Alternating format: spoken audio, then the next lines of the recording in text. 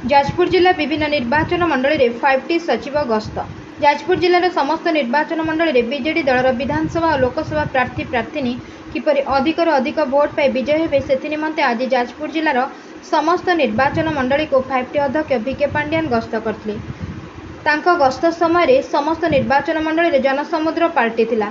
बरी निर्वाचन मंडलीर बालियापाल स्थित सन्थनमठ प्रांगण में सभास्थल में अपराह्न 3 घटिका समय 5टी अध्यक्ष पहुंची निर्वाचन रणांगन में सेनापति जिला जाजपुर जिला मुख्यमंत्री सम्मान रखिबो बोली एही समुद्र समागम को देखि जना पड़ुछि बोली कहबा सह विरोधी दलों मिछ गालुआ कथार न पड़ी जाजपुर जिलार समस्त प्रार्थी को विपुल संख्यार भोट देवाक कहिथिले।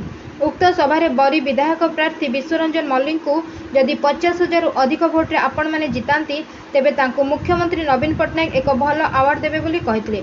एही 5टी अध्यक्षों सभारे बरी विधायक प्रार्थी विश्वरंजन मल्लिक लोकसभा प्रार्थी शर्मिष्ठा सेठी जोगदे निज निजर अभिभाषण रखिबा सह प्रति पंचायत प्राय 40,000 ऊर्ध्व पुरुष महिला सभारे जोग दैथिबा देखिबाकु मिलिथिला। Bureau report 51 news agency.